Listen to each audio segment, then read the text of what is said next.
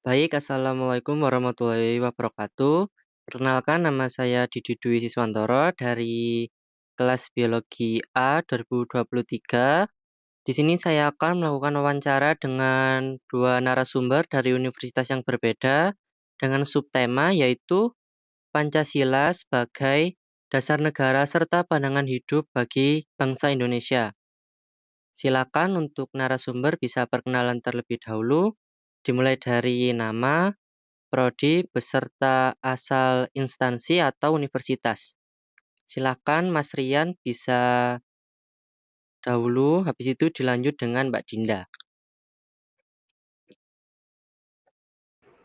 Oke, terima kasih atas waktunya. Izin memperkenalkan diri. Nama saya Rian Pamsajokusumo, biasa dipanggil Rian, dari Prodi atau Jurusan Teknik Sipil, Institut Teknologi 10 November atau ITS. Terima kasih. Baik, terima kasih. Silakan dilanjut dengan Mbak Dinda. Ya, perkenalkan nama saya Dina Nirmala. Saya dari Prodi Ekonomi Pembangunan Universitas Malang. Terima kasih. Baik, di sini kita akan membahas sedikit mengenai Pancasila yang merupakan sebagai pandangan hidup bagi masyarakat Indonesia. Jadi di wawancara ini kita bersifat santai, jadi kayak diskusi grup gitu yang akan membahas seputar Pancasila. Baik, untuk pertanyaan pertama yaitu sila pertama yang berbunyi ketuhanan yang Maha Esa. Bagaimana pendapat kalian mengenai Pancasila tersebut? Apakah kalian setuju jika Indonesia memiliki beragam agama dan bagaimana kalian menghormati agama tersebut? Silakan bisa salah satu menjawab terlebih dahulu.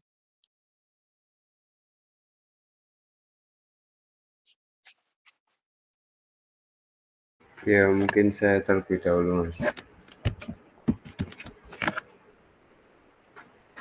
Nah, kalau menurut saya, kan di Indonesia ini kita memiliki beragam sekali agama ya. Ada 6 agama yang ada di Indonesia dan diakui keberadaannya. Jadi dengan adanya keberagaman tersebut, kita sebagai bangsa Indonesia tentunya harus saling menghargai agar tidak terjadi perpecahan dan juga permusuhan.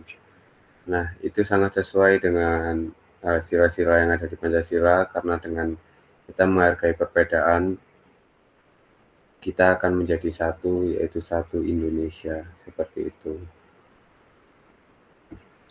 Baik, terima kasih. Apakah Mbak Dinda ada tambahan atau pendapat lain yang bisa disampaikan? Iya, kan sesuai apa yang dikatakan oleh Mas Rian, kalau Indonesia itu sangat beragam suku dan budaya, terutama itu agama. Kan kalau kita itu agama itu buat tujuan hidup tiap individu, tiap manusia itu, dan agar masyarakat Indonesia itu bisa memiliki kepercayaan dan bisa bertakwa pada tiap Tuhan mereka. Dalam setiap agama kita menyesuaikan agama yang kita anut serta kepercayaan yang dimiliki. Dan dengan gitu kita harus saling menghormati antar satu sama lain agar bisa tercipta kesejahteraan dan kehidupan lingkungan yang tentram, begitu. Baik, terima kasih. Kita akan lanjut ke pertanyaan berikutnya yaitu apakah di lingkungan sekitar kalian itu ada yang kayak beragama lain gitu loh. Jadi bagaimana kalian bisa menghormati dan tidak istilahnya sara kepada agama lain?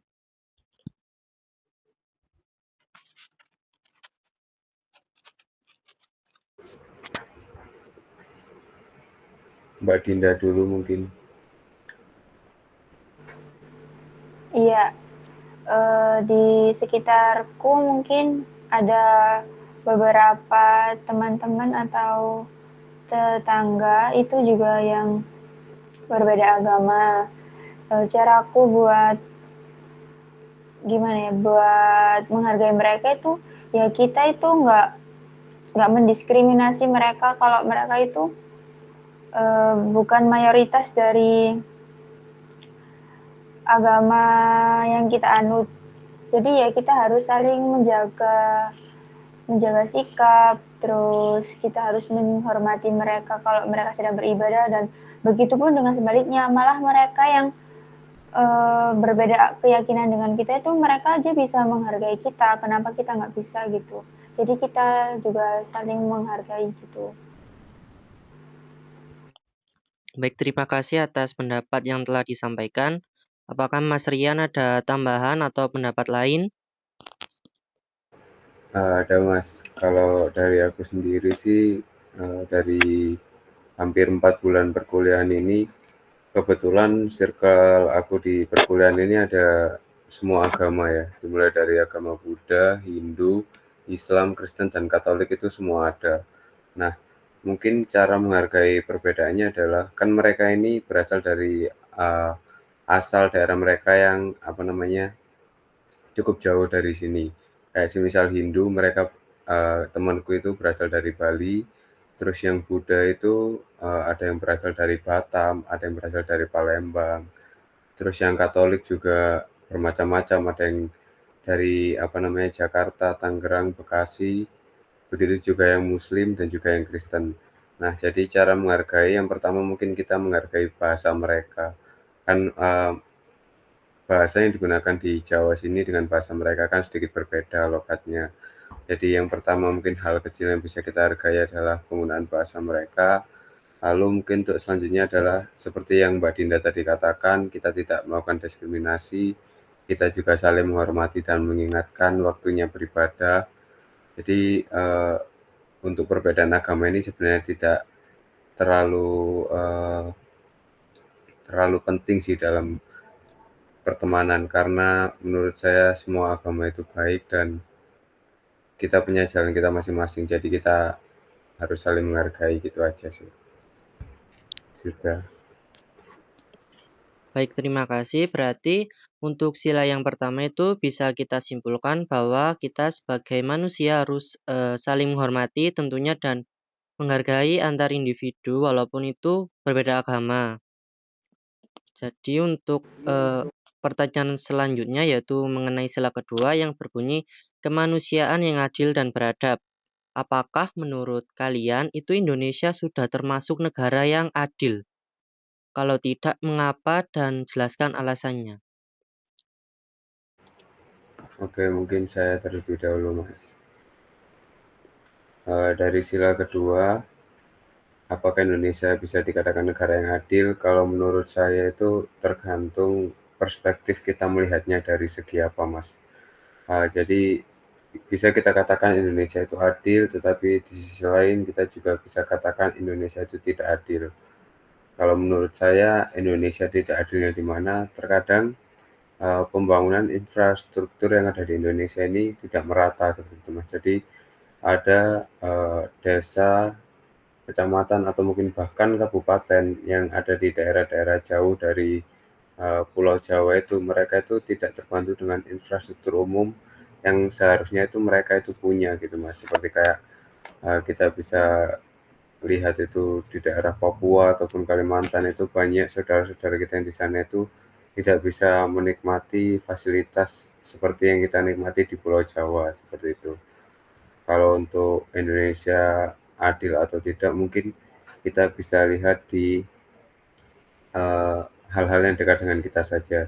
Seperti ketika kita di organisasi, kita bisa menyampaikan pendapat kita dengan luas, kita bisa menyampaikan pendapat kita dengan bebas. Itu merupakan suatu keadilan sih bagi saya, seperti itu. Terima kasih. Baik, terima kasih. Apakah Mbak Dinda ada pendapat atau mau menambahkan dari pendapatnya Mas Rian? Dipersilahkan. Mungkin ada sedikit tambahan, kalau Indonesia itu masih belum sepenuhnya bersikap adil dan beradab, karena kita masih menemui beberapa masyarakat yang masih kurang menerapkan sila kedua ke kehidupan sehari-hari gitu. Dan juga banyak juga seperti yang kita tahu hukum Indonesia juga masih tumpul ke bawah, dan itu kayak semua masalah yang tidak tertangani dengan adil itu jadi lebih kayak nggak kondusif, dan juga tidak para tersangka itu juga belum dikasih hukuman yang lebih baik lagi, yang lebih pantas buat mereka, karena mereka sudah melanggar norma-norma di kehidupan masyarakat gitu. Baik, terima kasih dengan pendapat Mas Rian dan Mbak Dinda. Yang telah disampaikan tadi Mbak Dinda dengan istilah tumpul ke atas, runcing ke bawah itu menurut kalian mendefinisikannya itu bagaimana? Dengan istilah tumpul ke atas, runcing ke bawah.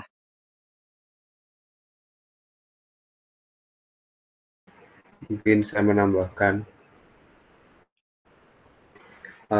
kalau dengan istilah yang seperti Mbak Dinda katakan, tumpul ke atas, runcing ke bawah itu kalau menurut sepengetahuan saya, yang dimaksud di sini adalah hukum untuk orang-orang petinggi di Indonesia itu dikatakan tumpul karena mereka itu punya uang, seperti itu. Tetapi hukum untuk masyarakat-masyarakat kecil, yaitu dikatakan runcing ke bawah, itu karena masyarakat-masyarakat kecil ini mereka itu tidak memiliki, bisa kita katakan, uang yang lebih atau uang yang banyak karena, menurut saya di Indonesia itu seperti ini, mereka yang punya uang adalah mereka yang berkuasa. Jadi mengapa, orang-orang tinggi yang ada di Indonesia itu memiliki hukum yang tumpul, karena yaitu mereka punya uang. Ketika mereka melakukan kesalahan, bisa saja bahkan mereka itu tidak dihukum karena mereka bisa menyuap, pihak-pihak yang bersangkutan, seperti itu. Tetapi kalau orang-orang bawah itu melakukan kesalahan, itu hukumnya bakal sangat runcing karena mereka itu tidak memiliki uang dan mereka hanya bisa, berserah atau berpasrah kepada pihak-pihak yang bersangkutan, seperti itu. Berarti dalam hukum di Indonesia ini masih ada Iya, kesenjangan saya setuju. sosial. Ya, bagaimana Mbak Iya, Dinda? benar. Saya setuju dengan apa yang dikatakan oleh Mas Rian, karena keadilan lebih tajam dalam menghukum masyarakat kelas bawah dibandingkan masyarakat kelas atas atau para pejabat tinggi yang ada di Indonesia.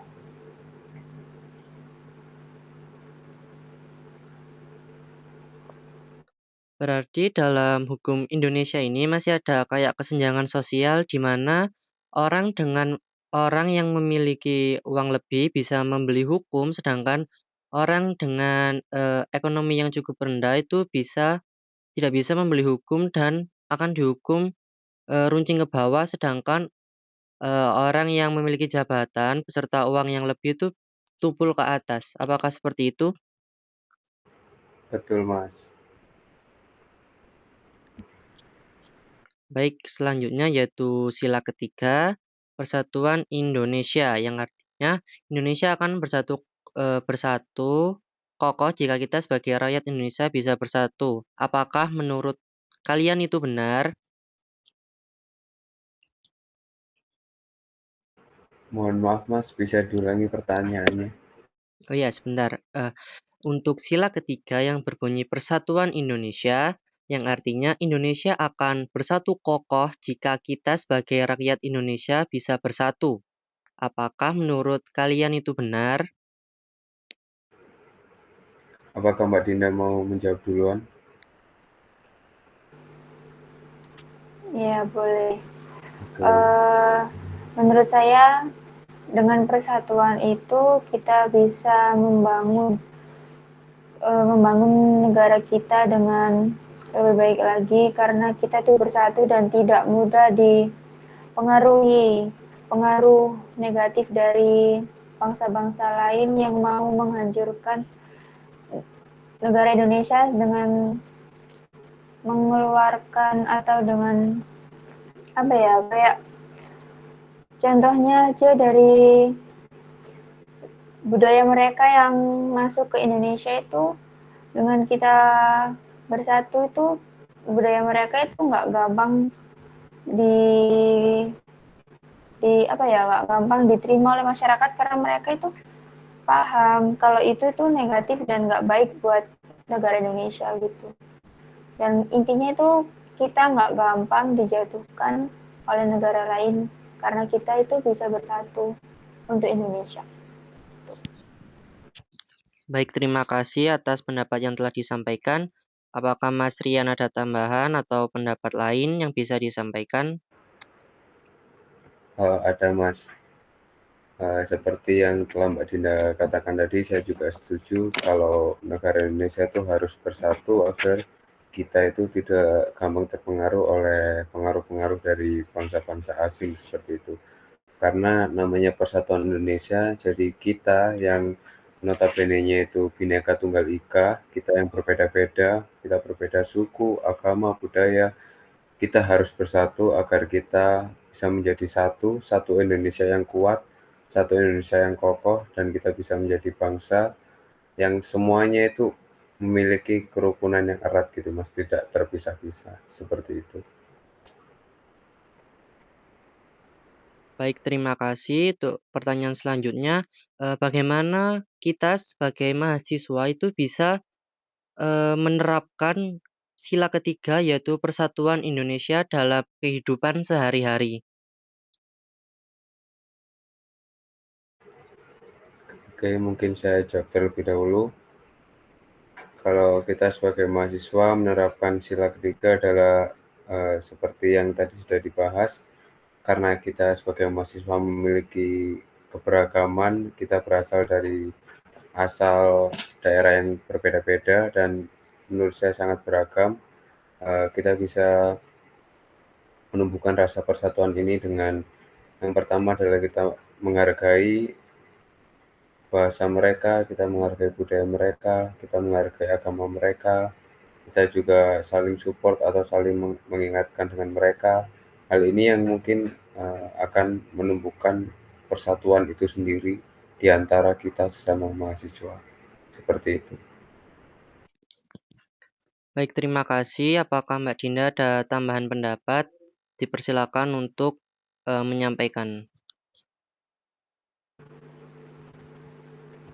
Iya, kita sebagai mahasiswa untuk menerapkan persatuan Indonesia, sila ketiga kita, Pancasila, itu kita mulai dari hal-hal kecil dulu, dari kayak seperti yang Mas Rian katakan, kalau berbeda-beda teman karena berasal dari berbagai daerah di Indonesia, kita saling menghargai budaya mereka, logat bicara mereka yang bisa dibilang kalau mereka bicara itu terkesan kasar, padahal itu emang logat dari daerahnya.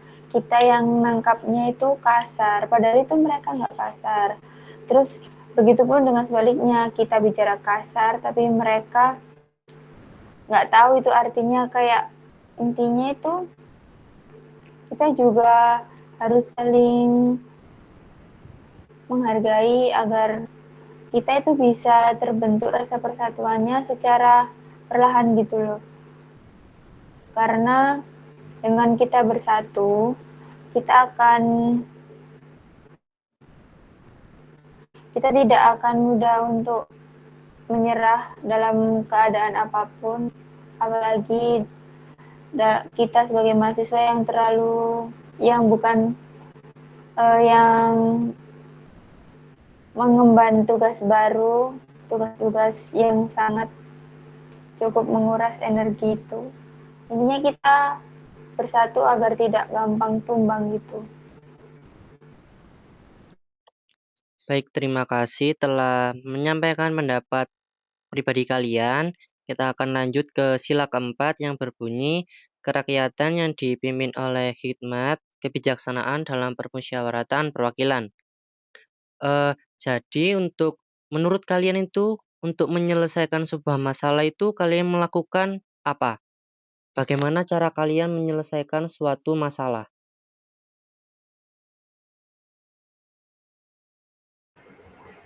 Oke, mungkin bisa saya terlebih dahulu.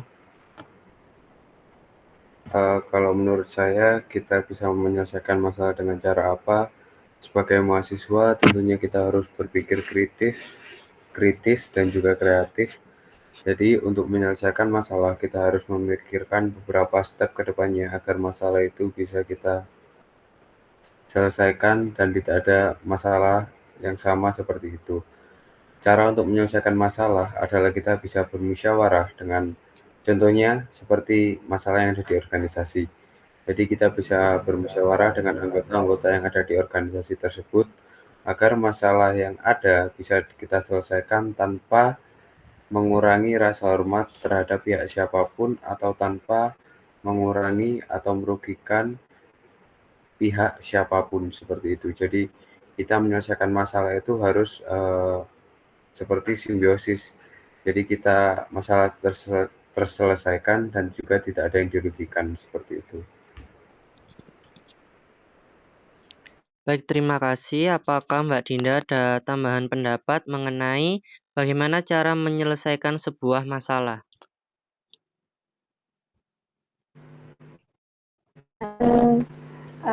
Mengambil sebuah keputusan di berbagai situasi, baik pekerjaan atau kehidupan sehari-hari gitu, kita tuh selalu dihadapkan dengan berbagai pilihan yang harus diambil kan.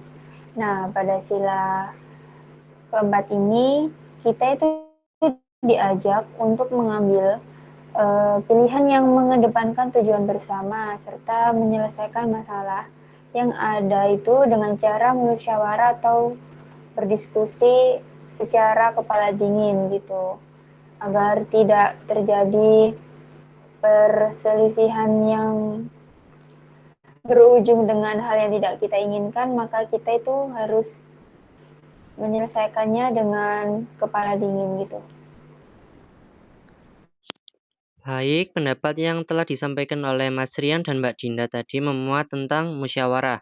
Jadi menurut kalian berdua ini, musyawarah itu apa?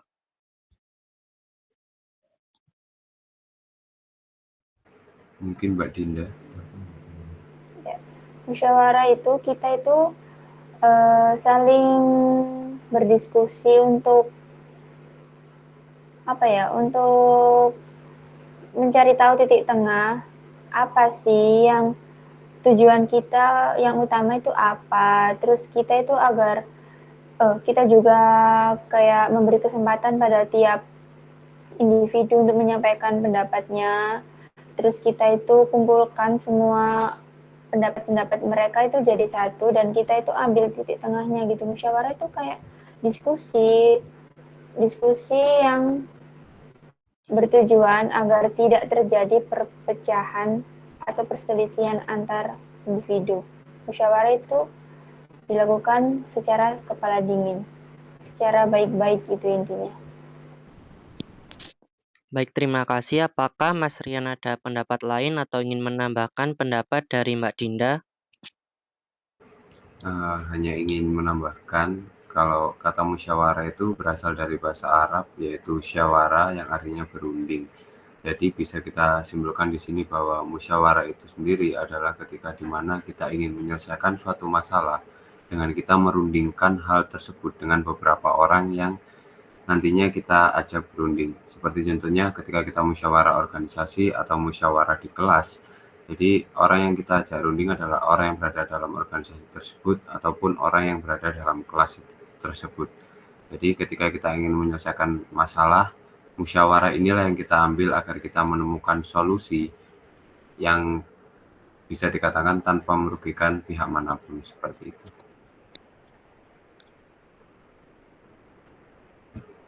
Baik, terima kasih. Mungkin kalian pernah melakukan musyawarah atau berunding dalam menyelesaikan sebuah masalah. Tapi jika ada salah satu anggota kalian yang kayak dia egois dengan pendapatnya sendiri, itu bagaimana kalian bisa menangani tanpa ada rasa kayak merendahkan pendapat dia gitu loh?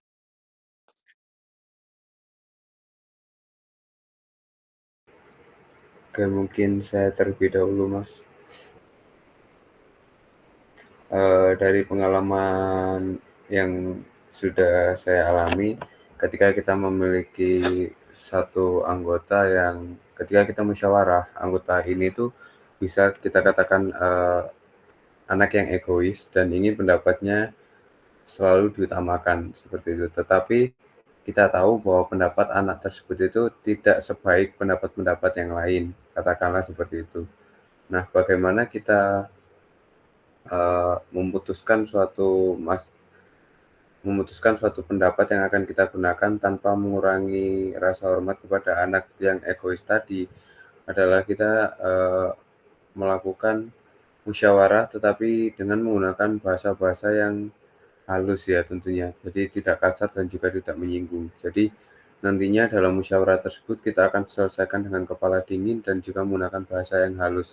Sehingga anak yang tadinya egois ini kita bisa perlahan itu membuat dia itu berlapang dada karena pendapatnya itu kurang bagus atau bisa kita katakan ada yang lebih bagus dari pendapat anak tersebut. Jadi kita membuat anak ini sadar tetapi tidak langsung menuju ke membuat anak ini sadar. Jadi kita melakukan pendekatan secara emosional agar anak ini tuh sadar sendiri gitu bahwasanya itu pendapatnya itu kurang bagus dan masih ada pendapat lain yang lebih bagus dan bisa digunakan, seperti itu.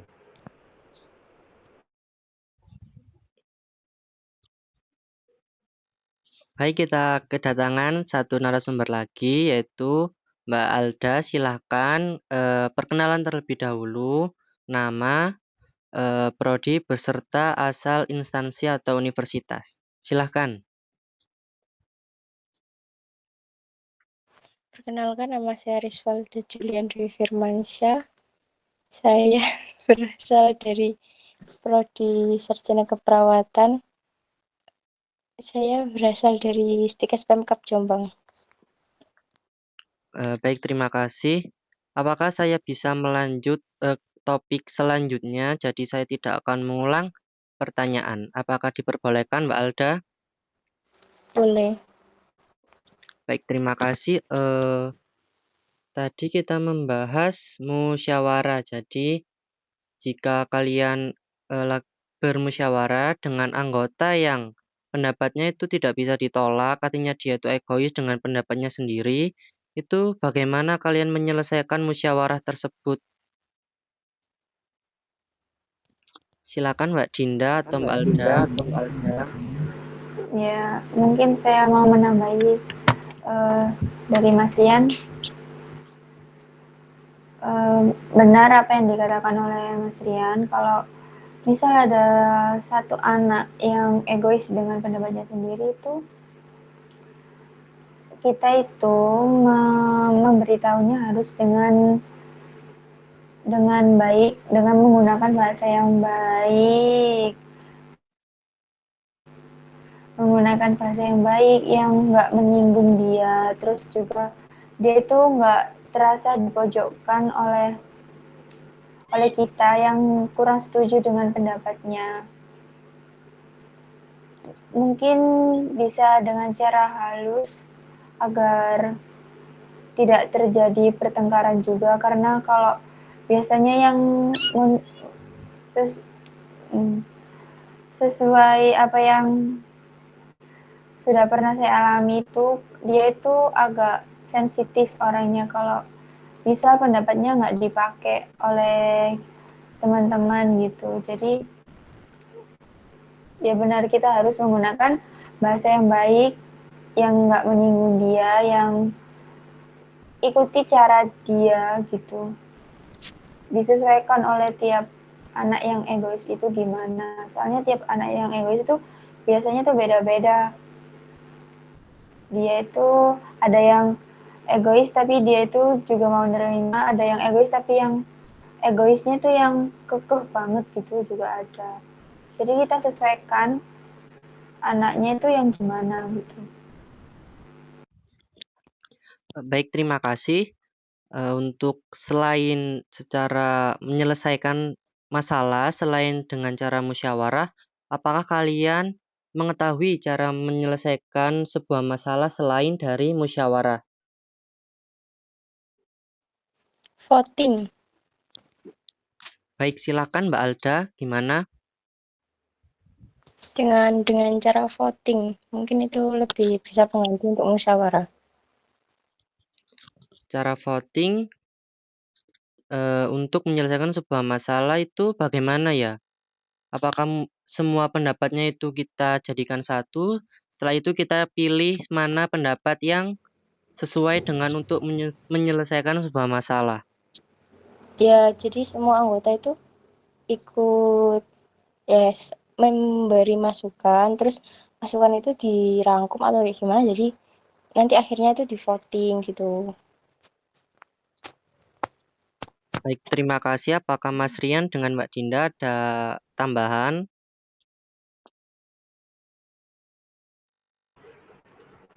Untuk saya sendiri dari dulu sampai sekarang sih yang saya tahu untuk menyelesaikan masalah ya paling baik adalah menggunakan cara musyawarah, dan juga yang dikatakan Mbak Ada tadi voting itu juga termasuk. Jadi untuk saya masih belum ada cara lain sih Mas. Baik, terima kasih. Apakah Mbak Dinda ada tambahan? Sudah cukup. Terima kasih. Baik, kita lanjut ke topik selanjutnya, yaitu sila kelima, keadilan sosial bagi seluruh rakyat Indonesia. Ini di mana sila 5 dengan sila kedua itu hampir mirip, yaitu tentang keadilan. Mungkin di sekitar kalian itu ada kayak peristiwa atau fenomena di mana adanya kesenjangan sosial dalam hal politik.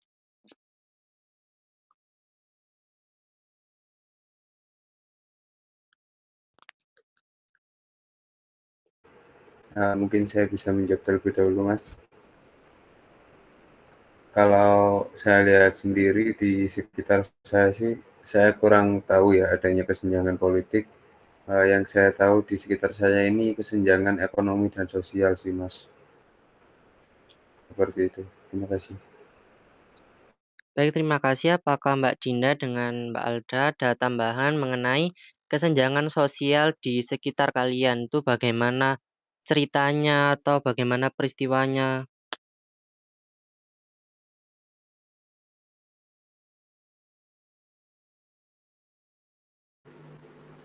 Mungkin dari saya itu kesenjangan sosial di sekitar yang masih ada itu seperti masyarakat yang membutuhkan, mereka itu tidak mendapatkan hak mereka, yang seperti kayak bantuan dari pemerintah itu tidak tersalurkan ke mereka gitu. Jadi itu beberapa masyarakat Indonesia itu masih banyak yang belum bisa mendapatkan keadilan mereka untuk mendapatkan bantuan dari pemerintah gitu. Apakah peristiwa tersebut terjadi di lingkungan Mbak Dinda atau bagaimana?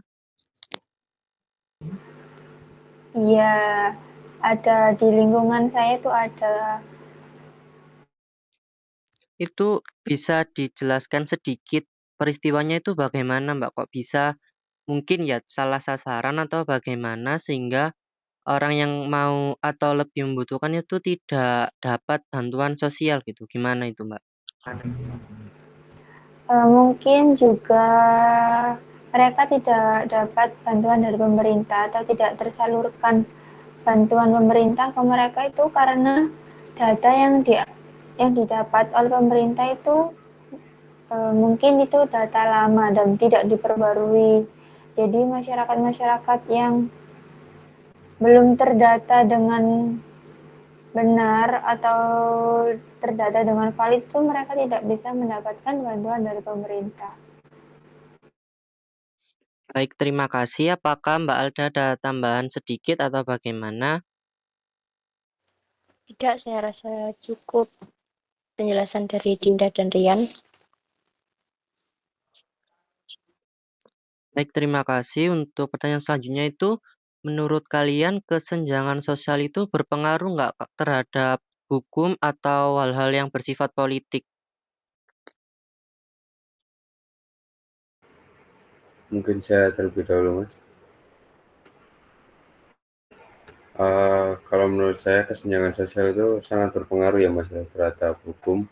Seperti yang kita bahas di awal wawancara tadi, hukum itu tumpul ke atas dan runcing ke bawah. Nah, kesenjangan sosial ini adalah salah satu yang sangat-sangat erat hubungannya dengan hukum tumpul ke atas dan runcing ke bawah, seperti itu. Karena kesenjangan sosial itu di mana masyarakat yang bisa kita katakan menengah ke bawah atau masyarakat yang kurang mampu dengan masyarakat yang sudah high level seperti pejabat-pejabat seperti itu menurut saya itu sangat kesenjangannya itu bisa dirasakan gitu, Mas, sangat-sangat jauh seperti itu. Jadi untuk hukum itu mereka itu juga sangat-sangat timpang gitu, Mas, seperti yang kita bahas tadi. Jadi hukum itu seperti bisa kita katakan itu bisa dibeli dengan uang seperti itu. Jadi, kenapa tumpul ke atas runcing ke bawah, yaitu tadi masyarakat yang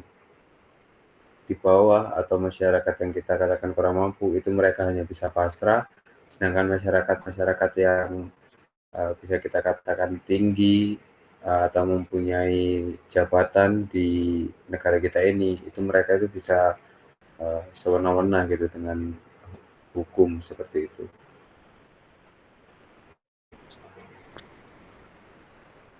Baik, apakah Mbak Dinda dan Mbak Alda ada tambahan mengenai kesenjangan sosial yang mempengaruhi dalam bidang hukum maupun politik?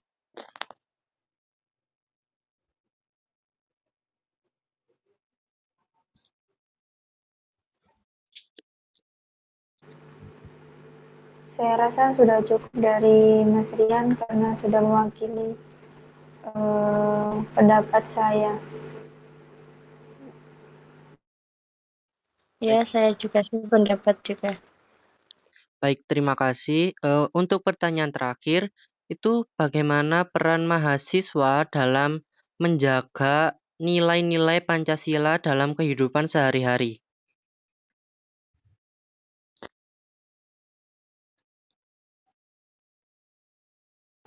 Mbak Dinda dulu mungkin.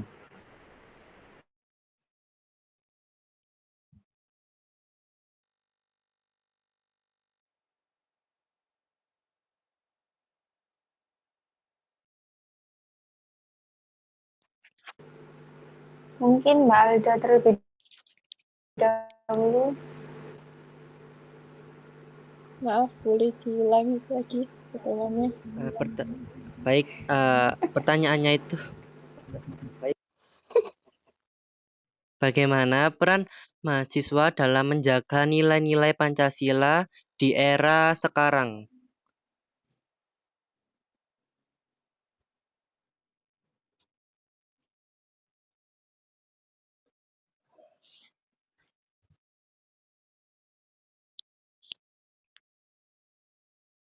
Silakan yang ingin menjawab terlebih dahulu.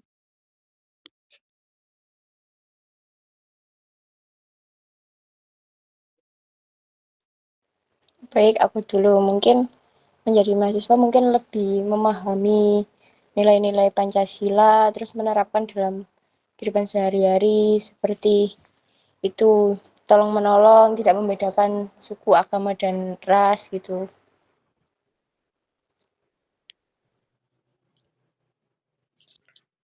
Baik, apakah ada pendapat yang lain?